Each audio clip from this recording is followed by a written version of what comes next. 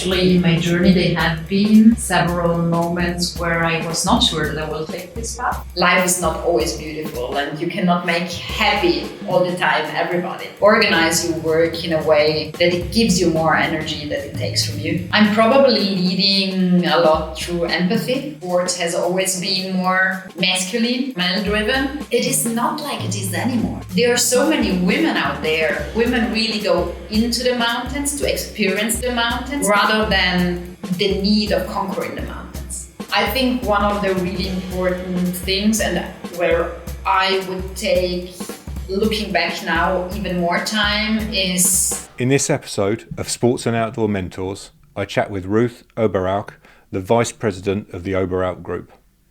I chat with Ruth about her early days of her career when she was working for Pentland brand in London, her career path through Oberalp Group, including time spent in marketing, HR and sustainability, as well as the exciting challenge and opportunity of launching a new brand during the pandemic, plus much, much more. But before we get into the episode, I have one favour to ask. Please hit the subscribe or follow button. This helps us to continue to grow the channel and bring these amazing insights to even more people. Thanks for your support and enjoy the episode. Ruth, with both your father and uncle entrepreneurs within the outdoor space, I guess in some ways it was almost inevitable that you would be sitting here some years later as a leader yourself within the outdoor industry. But when you look back over your career and even life, I would say today, what are the key moments to lead you where you are today? So, VP of the Oberalp Group, where you have overseeing sustainability, HR, founder, brand manager of this brand here, and also sitting on the executive board of the group. So, what were those key moments that brought you to where we are today? It is actually not obvious that I'm sitting here because actually in my journey there have been several moments where I was not sure that I will take this path. As you mentioned, I decided to start economics after I spent 1 year working in fashion retail after my high school. Because actually after high school I didn't know exactly what I want to do. I did pedagogic and psychology focus at high school, so was a little bit confused of what I want to do. There was obviously curiosity for, I would say, the beauty of things and therefore also fashion in my life, and I worked all the summer holidays at one of our stores, so there was an interest in that. But I wanted to find out after school if it's really what I like. So I had a great experience working for Espinace, which was one of the leading fashion and lifestyle stores, I would say, that time, and had the opportunity to really understand what visual merchandising really means, how you build a selection for your store, and but it was simply also selling a lot, which was perfect training from what I'm doing today, I would say. So that year of, let's say, time helped me to understand that actually it is something I can feel myself in, and I started economics with a focus on marketing. And but still, I was not sure if I want to enter my family's company, and if that's the place I want to spend a big part of my life in the end. Because that's what we do. I had an experience at Pentland Group London, which is also a family-owned but management-led company. So there were some similarities also to Oberalp Group. Much bigger than we were at that time.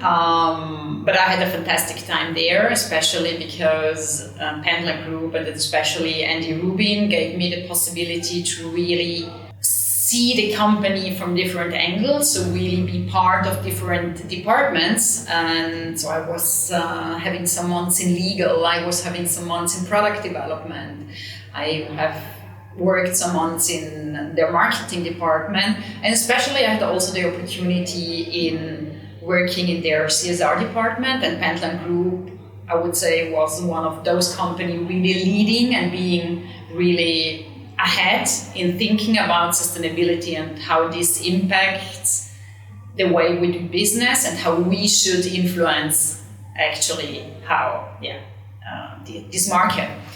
And this was for me a very interesting experience. I think it's really one of those points that also influenced me in my later career. Because then there came the point where I say, okay, I will never find out if I want to work in my family's company if I don't try it out. Sure. So the idea initially was to simply start for 2 years to understand how it works, and then maybe do something else and come back again. I really had also the need to find out how the family business works, because actually it was never a topic that was too much present at home. Okay.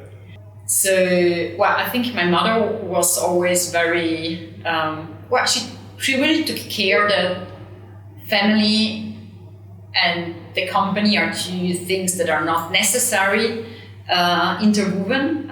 So at lunch we didn't speak about my dad's job, basically, because obviously there was a lot of surrounding. Here in Bolzano, everybody knows the brand, everybody knows the company. So actually for me it was really getting to understand what it really is, what it really means. Well, and then I enjoyed the estate, basically. Yeah.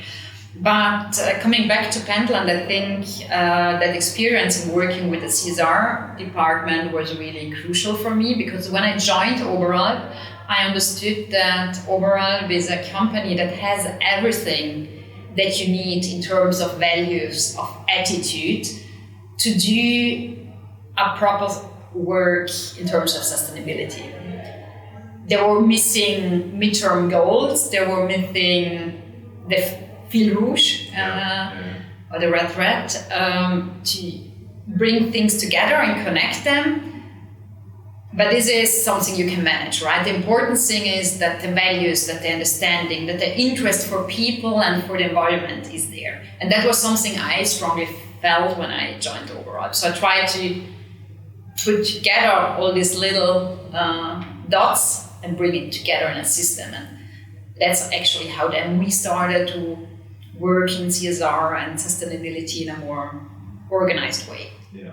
What was the main driver in your decision-making process to actually go to the UK and go to work for Pentland for a little bit? Because somehow the easier option maybe would have just been to come straight in and start working here. So what kind of drove that decision? Well, for me it was extremely important to get to know something outside Oberalp. I think actually it would have been probably more difficult starting right after university in Oberalp without any clue how a company works, of that dimension of that organization and so on. Because I obviously coming in as the daughter of, wanted or not, there are some expectations. Sure. So I think the more experience you actually can gain outside, the better it is for your start within the family business. Looking back, I would say probably I should have had even some more experience outside the company. So I really think it helps you in getting your own ideas. So for me, as I said, this experience of how the sustainability team was structured at Pentland and all the touch points they had with all the business was really important learning for me to say, okay, there is something we need to do in our company that I'm not sure if I would have seen that need if I wouldn't have had that experience before. Yeah. So. Yeah, makes sense. Makes sense. And how did you find the cultural contrast, let's say, between Bolzano and, I guess you were based in London, in the head office? Yeah. I was based in London. I was studying in Verona, so Dolce Vita Italien, as we say. Obviously, going from Verona to London was a bit of a shift, I would say, especially in terms of light and weather. First winter I remember was quite tough for me, being dark that early. But I also had simply a great time meeting people from all over the world, not only at Pentland but also outside. Friendships that also last for a long time. Then I remember a girl from Hong Kong, a colleague from Australia, friends from the US and Colombia. So it was really great to be in that international environment that obviously in a city like Bolzano you hardly find. Even if it's changing, I would say, especially these days, but obviously London is a completely different setup and environment. I would say I probably met more people from around the world than London London people, but I mean, that was just a very good experience for me to have. So you came back, and I think initially you were working on marketing for a couple of the brands, and then, as you said, you transitioned into CSR, picking up on some of the things that you obviously observed in Pentland. I'm interested, I didn't know what you said about when you left school about working in the fashion store, so I didn't know that. I'm interested in that kind of contrast. There seems to be somehow almost like quite a heavy contrast in terms of that interest in fashion and at the start, and then more of a focus on sustainability and let's say doing things in a right way. So was that always there? Did you always have that kind of thought that things needed to be done differently or in a better way, or was it really the experience in Pentland that, I don't know, awoke it within you, if that's a way to articulate it? Interesting question. I would say what has always been with me is somehow enjoying the beauty of things in terms of aesthetics, in terms of quality, in terms of accurate details. That's something that really I feel close to me, and I like to observe details. I like to really create those little magic moments. So that's probably the part I like in fashion. I like in working with products, which are something I really enjoy. But I also have always the idea to do it on a high quality, something that can last, something that stays with you. And I think that's actually the bridge between the two things. The second component is that I grew up in the mountains. I think I did my first ski tour with 10. I climbed the Rosengarten, which is just the mountain you see from Bolzano, with 8. So being outdoors, enjoying nature, something was just part of my childhood.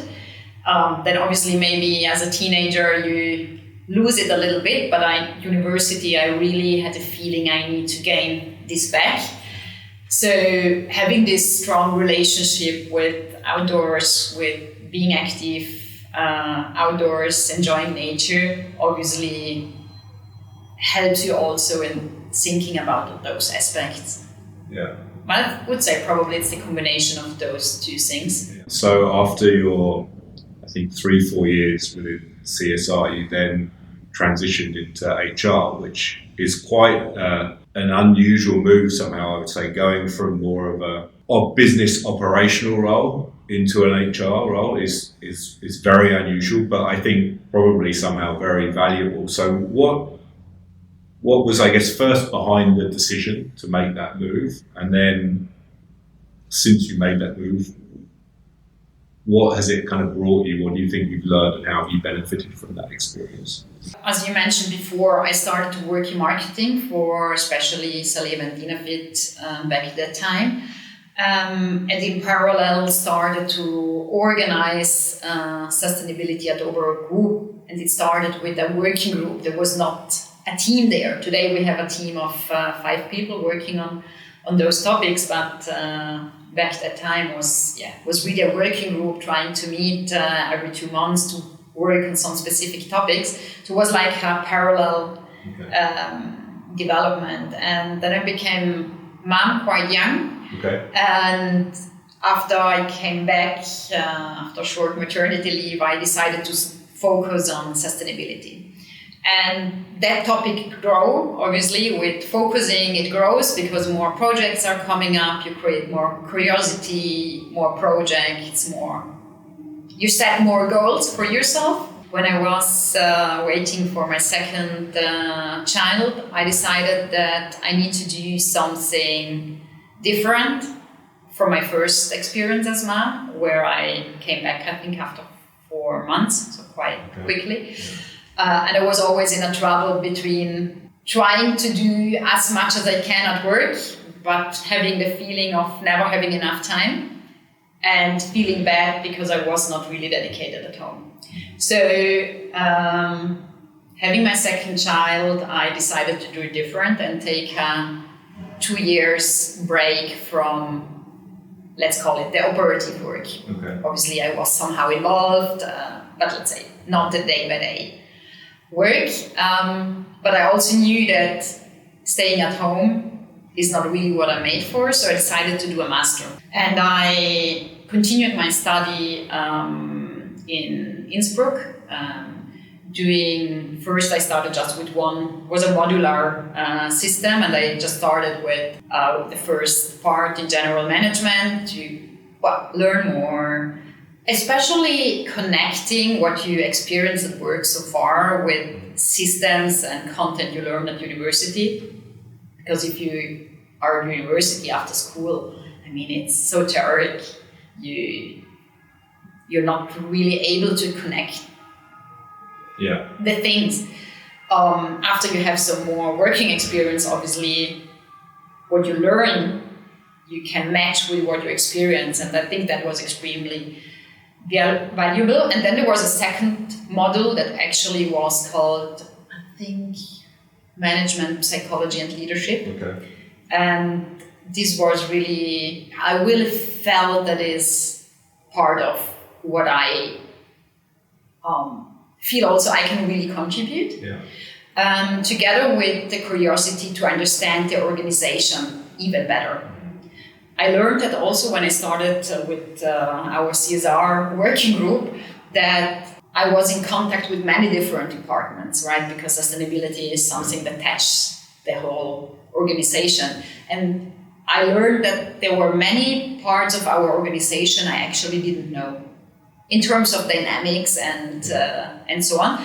The thought actually, being in HR, and I was acting as an HR business partner, is really something where I can deep dive into the different organization, understand the dynamics, and I really saw it also as a part of the preparation for what I would maybe do later.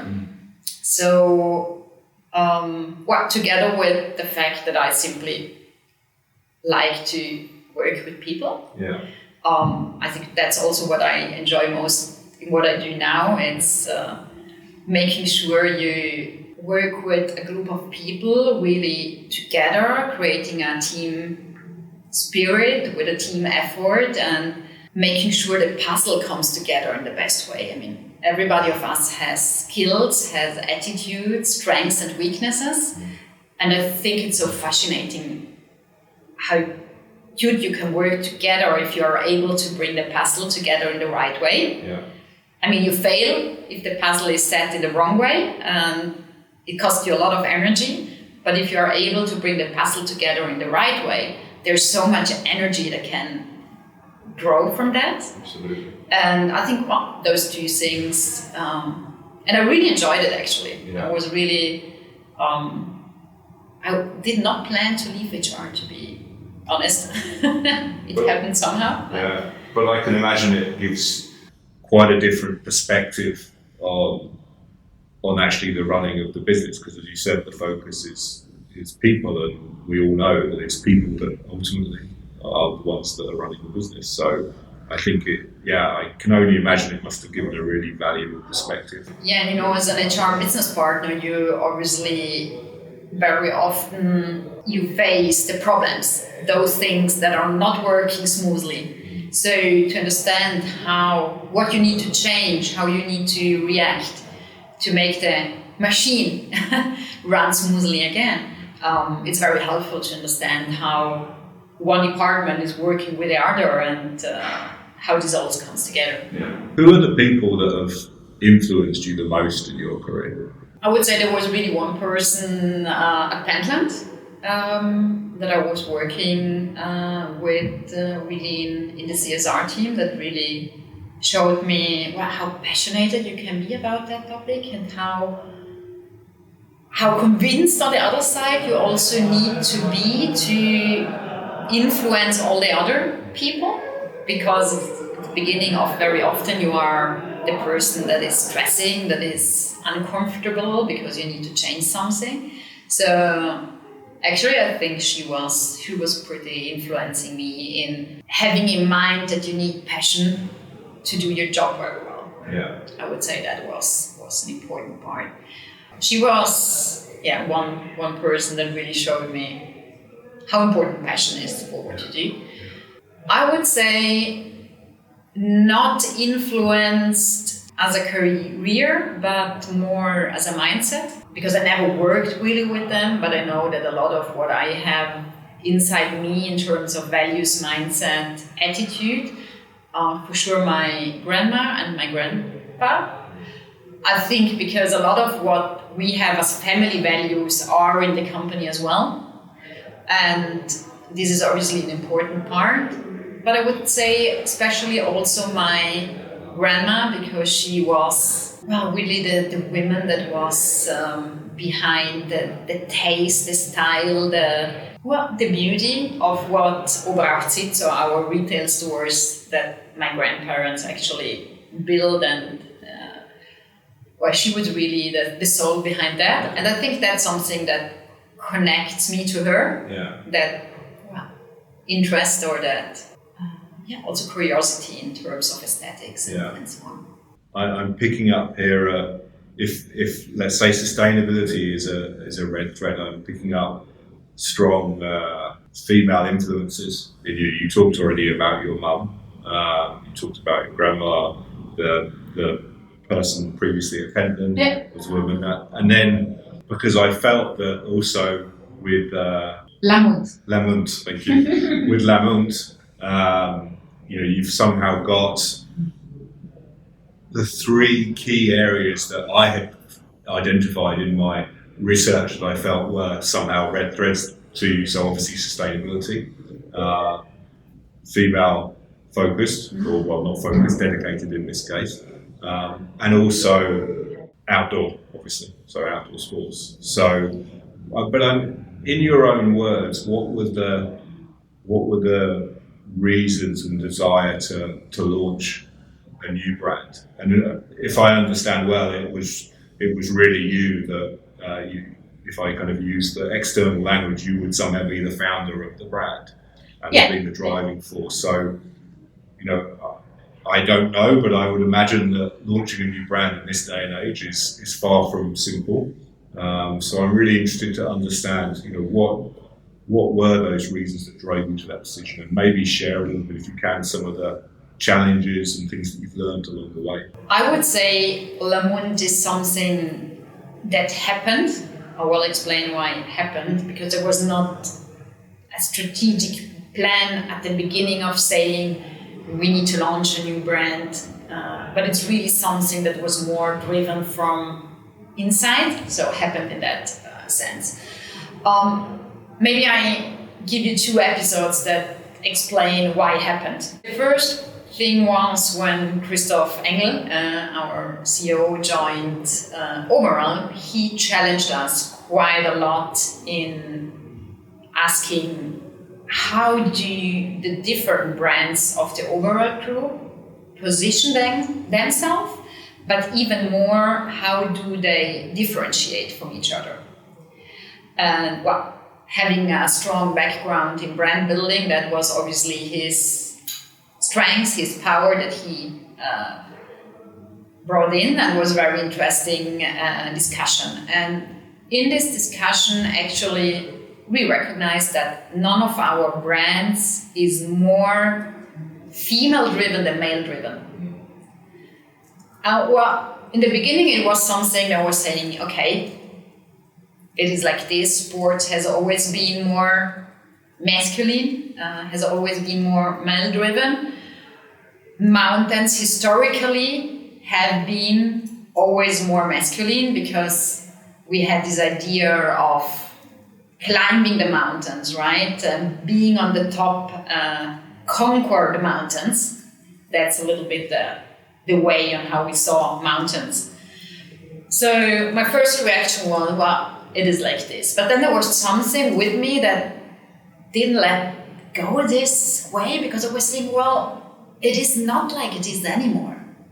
There are so many women out there that are going into the mountains, and I'm saying into the mountains because I believe that women really go into the mountains to experience the mountains, to experience themselves in the mountains, rather than the need of conquering the mountains. Obviously, you are happy if you reach the top. You enjoy being on the peak of a mountains and you enjoy having that view. But I think the approach of going into the mountains has changed over the years and has maybe changed especially for women. So that was one part. I wanted to give that approach more space, more, well, making sure you inspire people, not only women, but to go, especially women, to go into the mountain in that way and really take their time for experience that way of living the mountains and living outdoors. So that was one part. And a few weeks after, actually, there was another episode. I was having a weekend ski touring with my husband. He was responsible for Saleva that time. And I had this new Saleva ski touring trouser on. Very nicely done with all the technical features you need, a mix of different materials and so on. But there were some details, especially in the fit, where we're saying, well, this has not been thought for women. So I challenged him in saying, well, this mix of materials and the construction is so nicely done, but why didn't you think about doing it that way for women? And as it was not the first time I asked this kind of question, he was a little bit like, again. And his answer was, well, do it differently if you think there is the need. Or I was like, well, why not? And so it really started to work inside me. And I started to scribble down and work on a presentation. And in the end, there was something like a business plan for something. It could also have been a line of Saleva, for example, or a capsule collection of something. And I was thinking, well, there's so much in it, would be a pity just leave it there and not share it. So I actually called, well, some people from our senior management, only men, I have to say.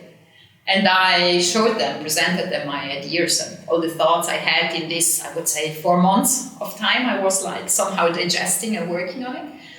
And they were like listening and saying at the end of that meeting, all together, well, we need to do that.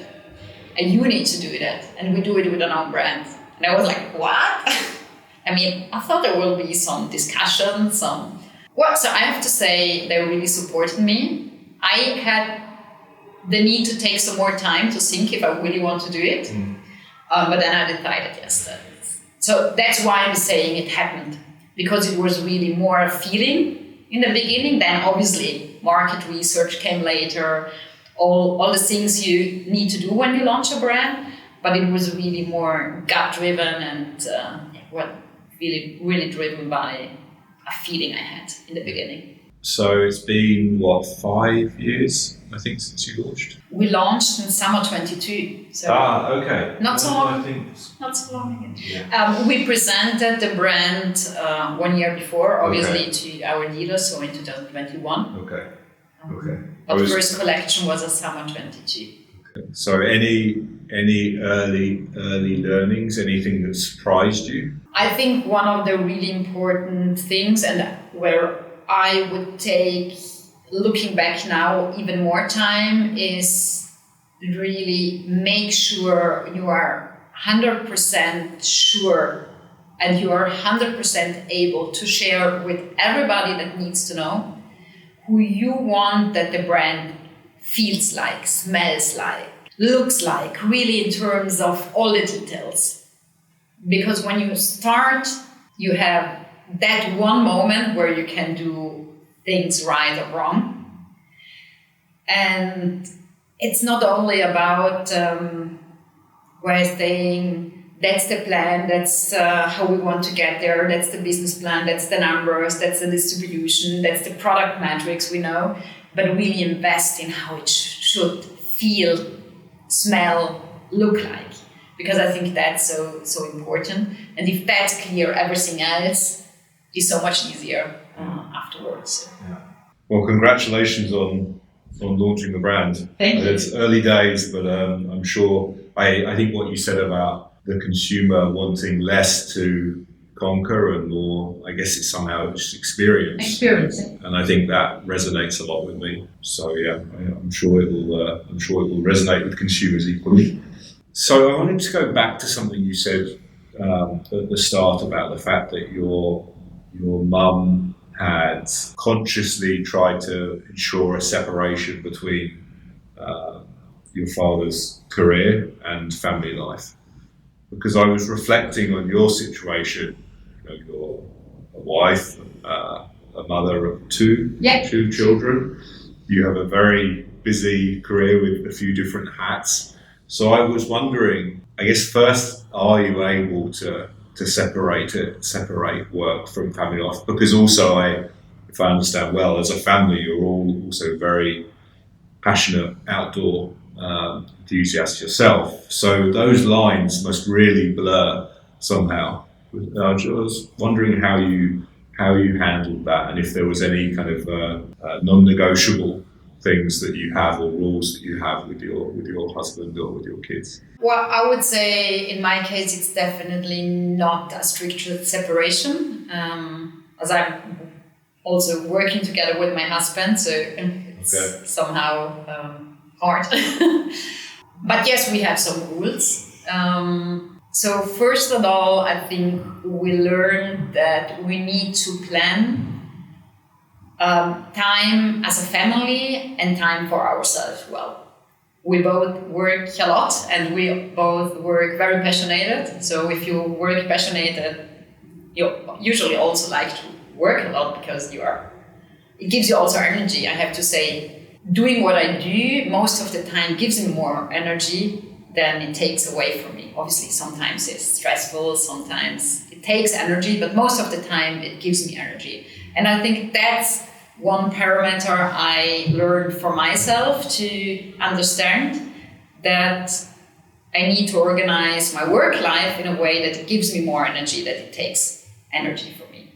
And that's something I'm very careful about checking in from time to time to understand where I am right now. The second thing is that my husband and I often speak about work issues also outside of the office, but we always ask each other, is it okay if I ask you some work-related stuff? So we also always do this quick check-in, if it's okay or if it's not the moment. Because I think that's something very important to respect. If you're not in the mood, then it's better to stop and discuss it 2 days later in the office. And then, as I said, it's very important to plan your time. And I'm stressing that part probably more than my husband does. But we also learned that we both need not only time with the family, which is obviously one very important part, but also time for ourselves. So usually we also have our Saturdays where we go with friends, experiencing the mountains in our way, because it's not always the same way of going into the mountain, but it's very important for both of us. So, and we also take our weeks off. So as I said before, my husband is having actually not 1 week, but some more weeks right now, crossing the Alps. I will be in Norway for ski touring end of the month. So we very consciously take also those moments to to enjoy and feel. And then obviously, if I'm doing a ski tour, being in that business, you obviously observe people. For sure. That's part of the game. Yes. But yeah, I think it's really, it's important that you do those things very consciously and you set somehow your rules to measure sometimes if you are on track. Yeah, absolutely. And you need a very good network, actually.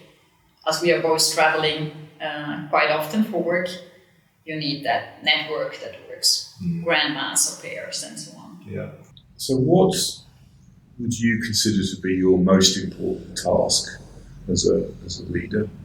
I would say that today, one of the most important tasks for me is really to understand the mood that is that we are living in that moment in the company, but also outside the company. So really having that sensibility to understand what the waves are, what the rumors are, and being able to interpret them in the right way. Because sometimes, life is not always beautiful and you cannot make happy all the time everybody.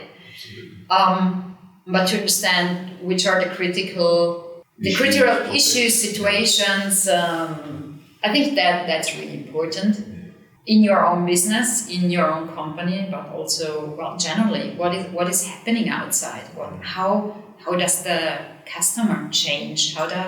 What are they really seeking for? And then internally, where more attention is needed in a specific time. I think that's probably the most important task. Yeah. Observe, in one word, probably. Yes. Yeah. So as we already talked about, sustainability has been this red thread throughout your career.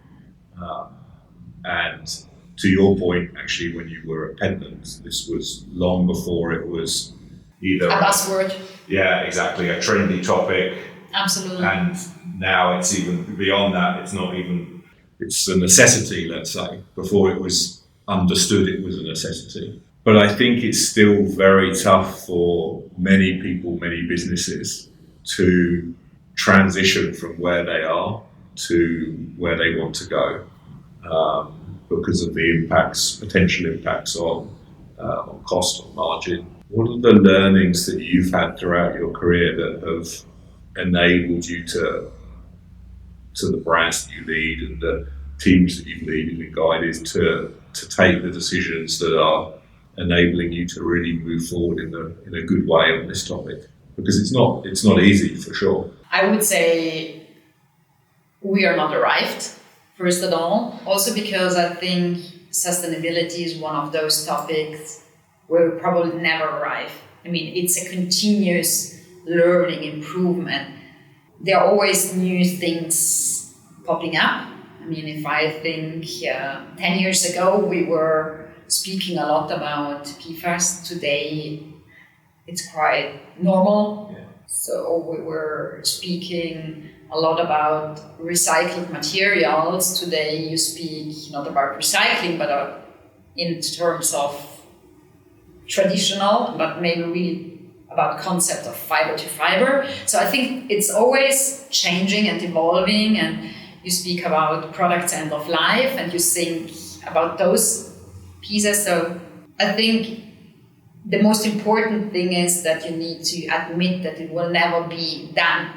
I think that's very important if you start working on that. It's a lot of small steps. And sometimes you will also need to change because you figure out that something is working, not working, and so on. But I think what is very important is that we do not have in mind there is that one goal, we arrive and it's done. No, it's continuous. And I think also it helps a lot to think, because it is so big, it can seem very, very hard to get there, like you see the elephant. But I think sustainability is really when it take into account in the day-by-day decisions we take. And not always it's possible in a first step, but maybe in a second or in a third step. So really do care about the little things, because many little things will end up in one bigger thing. And I think that's one of the most important thing I can suggest. Then obviously a lot of dialogue is needed, also to create understanding, and to create understanding what sustainability means for you as a company. Because I'm also convinced that there is not one way to look at it. There are many ways. All right or wrong, I don't know, but there are many ways. And you need to know what you want to prioritize and then go with that. As you said, I think it's such a complex and broad topic that I think it's very easy to get lost and lose your way. So focusing on those little things and being clear what's important for you, makes a lot of sense. So what's been the most challenging situation, would you say, of your career? And in terms of what's something you've had to deal with, and what did you learn from that? Well, I would say trying to launch a brand in the middle of the pandemic was for sure one of those moments where I was thinking, what I am doing? What exactly? Now I remember very well that actually we decided to go with this idea of launching a new brand dedicated to women that are looking for technical materials, technical features to feel confident in the mountains, but at the same time looking for some more feminine aesthetic and finesse. So that was the idea. And we started to work on the project, and what we started end of 2019, beginning of 2020. I remember it was me and one junior colleague starting to work on that project, and then we all know what beginning of 2020 happened. And I have to say that obviously then with all the things that came up with the pandemic and my other role as a member of the executive board and so on, obviously I was completely shifted to all those other topics and trying to contribute as much as I could in reorganizing, handling all the situation and changing from day to day, because that was actually what's happened, that you had to change every second day what you discussed the day before. But I remember also very well that after the first big wave, I had to take that decision, right? To say, is it really the moment to bring on this project now, in this situation? Where we were discussing what will happen with the market, how will the customer behave. I mean, we had all those different scenarios in mind that were not very optimistic. But somehow we decided to go on and start to work on the product and so on. And I have to say that was quite challenging because you were constantly fighting with yourself, I would say. On one side, I told you before, where all this time that took me to mature this idea, so I was convinced, I was full of passion, energy, and on the other side I was saying, no, not now. Yeah. So that was a challenging moment, but I think now I can say it was exactly the right timing, because we were ready then to kick off with the brand in a moment where the market was really going well. Yes. So today I have to say was a lucky decision, but in that moment it was quite tough. Okay, so I guess the learning is that... Well, the learning probably is that you need to invest in difficult moments. Yeah. To be ready for that moment where the market is taking off. Yeah. And I think that's something that Oberalp generally as an attitude has. I mean, we are right now investing in 2 important buildings for our group, where you say, it's maybe not the easiest moment to do those investments, building 2 new headquarters. But I think it will be then also a sign of strength. Yeah. So this anti-cycle of investment, I think it's something that is... and obviously it's probably easier to do it as a family business where you can take your own decision instead of taking care about all potential stakeholders out there. So that's for sure an advantage of being a family-owned business. Yeah, absolutely. Well, that's interesting. Maybe let's. What else would you identify as an advantage of being a family-run business? Let's specify that Oberalp is a family-owned but management-run business. Yes. Yeah. So we have this combination of family that is partially involved in the business and partially not involved in the business. But my father has taken very early the decision to count on an external CEO, to count on an external CFO, and to bring in solid management. And I have to say today, I'm extremely grateful that he took that decision so early, because I think, the company over time grew, and I think now it's extremely important that this is already part of our culture. Mm. But I also think that you have different tasks. So one is the family is owning the business, and Oberalp is 100% owned by the family. So you are responsible in the end for the longevity, for the investments, and for making sure the core of your business stays what you have defined as the core of your business. But it doesn't mean that the members of the family are the best managers. Maybe in some cases yes, in others not. But I think it's really important that you bring this external knowledge, external experience. Also because maybe as a family, you try to do some experience outside, but then you live with your company.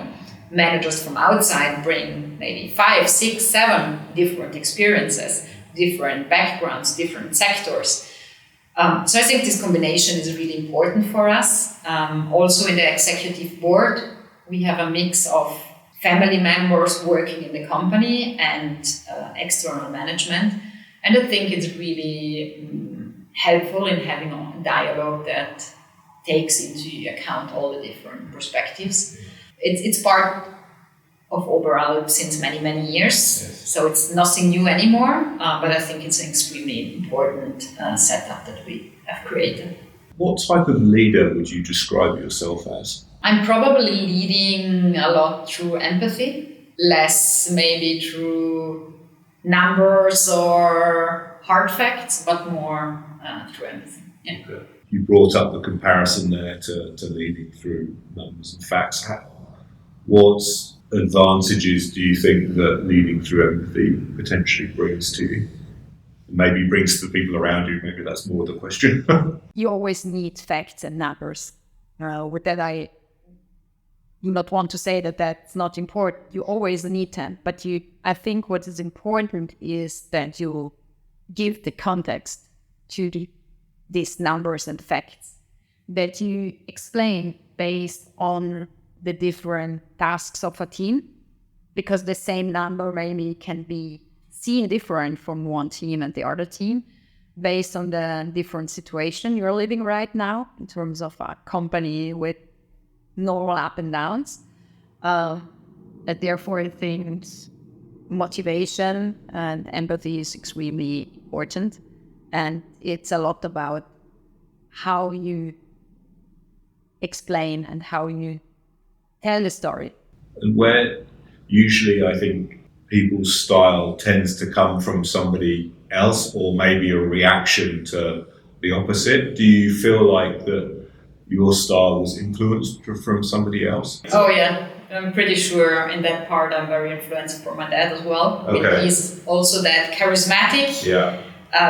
Maybe even more direct, more stronger, charismatic than I am, but really also a lot driven by gut feeling, emotions, vision.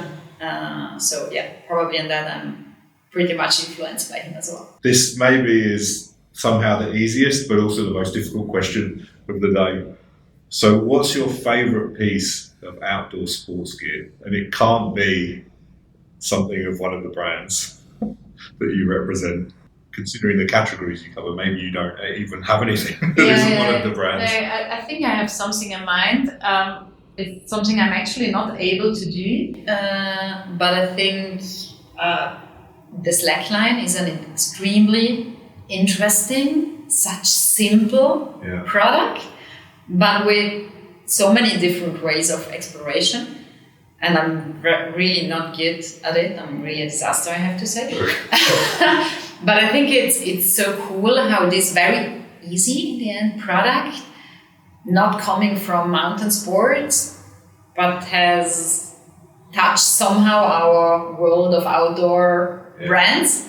I think that's a pretty cool example also on how outdoor sport changes, right? It's not only alpinism anymore. I mean, 20 years ago, nobody knew what trail running is. And today there is a whole world of trail running going on. Or hike to fly or something that you are flying, yes, but there was not the idea of hiking up fast to fly down. So that was something that also came up over the last years. The different ways of climbing, thinking back, we have had climbing in mind as something that is happening on the rocks, pure alpinism. Today, climbing has become something that is very urban. You can do it in every city. And we have climbers that never touch the rock. And also slackline is one of those things where you say, you can do it everywhere. You can also do it actually in a room if you like, but bring it outdoors and bring it to the mountains and so on. So I think it's really fascinating how we also reinvent sports and combine in different ways, and how new ways of living outdoors and living the mountains are coming up all the time. And I think that's something really inspiring. So probably a slackline can stand for that fascination. Absolutely, it's a good one. So what book would you advise someone to read if they wanted a leadership career, either in sports and outdoor or even outside? Is there any book that you think that's a really good book to read? Well, so one book that I would really recommend, even if it has nothing to do with outdoor sports or leadership in a traditional way, but it's a book of Harari, and it's called A Brief History of Humankind, which explains where we are coming from and why the humankind is behavioring like we do. I mean, it goes really far back in our evolution, but I think it's extremely interesting to understand some general concepts of us, basically. Yeah. Great. Well, I've not had that one before, so I always like to get a new book to the list. What's the most valuable piece of advice you've ever received? Also here, I need to find the English translation. In German, we say Mut zur Lücke. So have the courage to accept gaps, not being perfect. Yes. I tend to try to be perfect in the sense of doing my best. But I also learned that sometimes you need to accept the gap in saying, okay, we concentrate on the important thing. We know that we will not be able to manage this, but it's fine. Yeah. I think that's for me an important thing to keep in mind. Yeah. If today was the last day of your career, what message would you give your team? It's probably this energy thing. Make sure you organize your work in a way that it gives you more energy than it takes from you. I mean, we all know that there are things you need to do and you like less, but there should always be also things that you really enjoy and that give you energy. Probably what you just said will be one of these, but if you could give future leaders of the sports and outdoor industry 3 pieces of advice, or let's say 2 pieces of advice, what would they be? Observe, because we see how fast outdoor sport changed. I mean, going from uphill to downhill, from street running to trail running, from skiing to ski touring, from free riding to speed ski touring. I mean, there are so many dynamics I think we really need to be very careful in observing, because there is so much inspiration, and to be very careful about what the dynamics are and which new ways of living the mountains are coming up. And I'm sure there will be many more in the future as well. So this is one. And I think the second is we're just working in a beautiful business. I imagine myself sometimes doing, I don't know, electronic components for something, where we really are in one of the most beautiful businesses. I mean, the mountains can really be a school of life. They can really teach us so many things. So let's enjoy them. Let's make sure we keep that value very high as an industry, and really, I think, passion and really enjoy the beautiful business we are in, because I think we are in one of the most exciting ones. Absolutely. So as you know, the podcast is designed to help people that are either already in the industry or thinking about joining the industry, to kind of guide them on their career path. Based on that, is there anything that we should have discussed today that we haven't? If I think about young people, then I can just encourage to take all the experiences they think of. I think you get richer with every experience. So see different countries, get to know different cultures, get to know different ways of living life. I think that brings in so much value in what you do, then also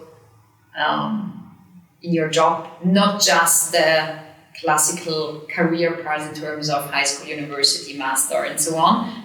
It's important, but it's not all. So make sure, beside that, to enrich, to get enriched by experiences, to get to know cultures, lifestyle, languages, ways of seeing things. Perfect. Well, a great way to finish. Thank you very much, Ruth, for your time and sharing your insights. It's been super interesting for me, and I'm sure really it's going to be really inspiring for the audience. And congratulations on what you and the team here are achieving. I mean, it's great to see, and I'm sure that you are a strong inspiration for many people in the industry. So really, thank you very much. Thank you for having this nice conversation. It was really a pleasure. I hope you enjoyed the episode as much as I did. We love to read your feedback, so please leave your thoughts in the comments below. Thanks again for your support. See you soon, and don't forget to subscribe.